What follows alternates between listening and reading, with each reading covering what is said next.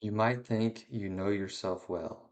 You understand your thoughts, your feelings, and your actions. It seems pretty clear, right?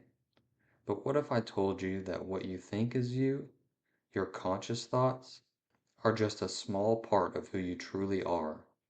In fact, most of who you are exists beneath the surface, hidden from your immediate awareness. This deeper part of you shapes your decisions, your reactions, and even your perception of the world. I'm talking about your unconscious mind. Before you dismiss this as something abstract or unreachable, consider just how vast and influential your unconscious mind truly is. Imagine your mind as an iceberg floating above the ocean. The small part visible above the water represents your conscious mind, the thoughts, logic, and decisions you're actively aware of. But beneath the surface lies a vast, unseen structure, your unconscious mind. This hidden depth holds your memories, emotions, instincts, and deeply ingrained patterns of behavior. Now think of the ocean itself as the environment that constantly influences you, your experiences, culture, surroundings.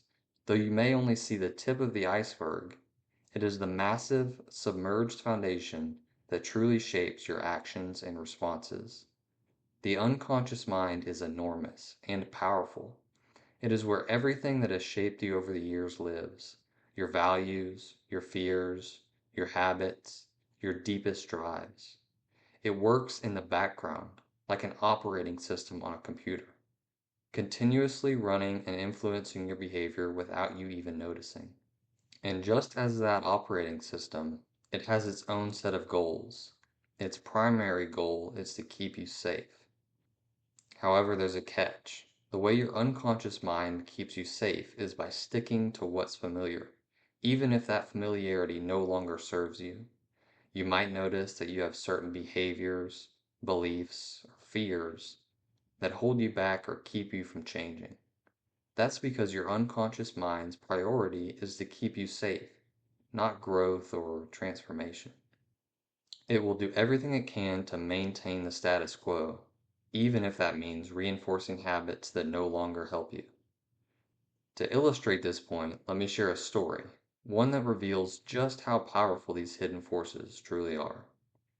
There once was a sailor who set out on a long journey across the sea. He had spent years mastering the art of navigation, studying maps, the stars, and the changing winds. Confident in his abilities, he believed that with his knowledge he could sail anywhere without fail. One day he found himself in unfamiliar waters. The sea was calm, the sky was clear, and the winds were in his favor. Yet despite all his careful planning, his ship kept drifting off course. No matter how precisely he adjusted the sails or how diligently he followed his map, something unseen was pulling him in a direction he did not intend to go.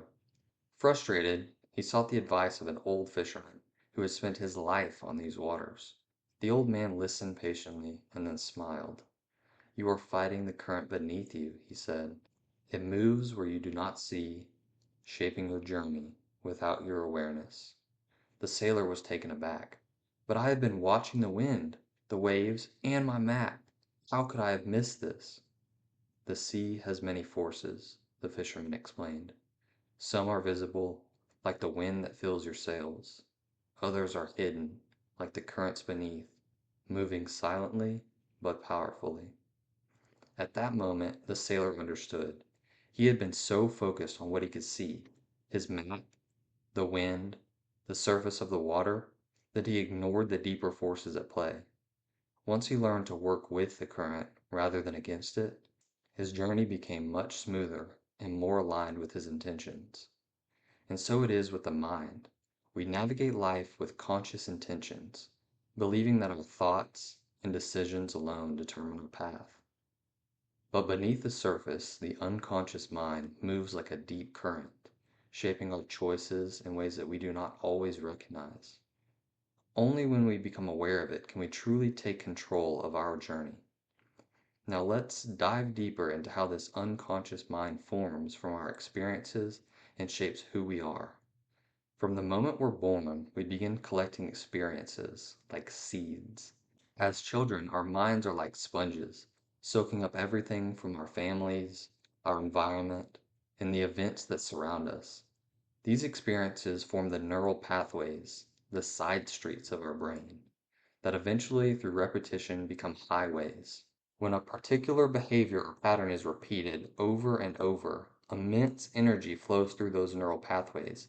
They solidify into habits. If you've once experienced rejection or criticism, your unconscious mind quickly learned that caution was necessary for survival. Thus, it stored these lessons as beliefs and automatic responses. Over time, the unconscious mind becomes a repository for all your past experiences, both the nurturing and the painful. And these patterns guide your behavior long after the original experiences have faded. This is why sometimes, when you try to stop a habit, it feels like the energy has nowhere to go. The habit is so well established that it keeps resurfacing again and again until you learn to address it. Consider this. When you ask yourself questions like, why am I like this? Or why am I a failure? You are effectively setting your unconscious mind to work as a search engine. It hears why and thinks, reasons? You want a list of reasons? I can do that. And it gives you exactly that, a long list of valid, evidence-based reasons drawn from every experience you've had. Your unconscious mind then reinforces these reasons, which may have been useful once for survival, but now serve to keep you trapped in old patterns. But there's an alternative. Instead of asking questions that simply justify your current state, try asking, what can I learn from this? Or what can I do better next time? Or how can I use this experience to grow and open up new possibilities?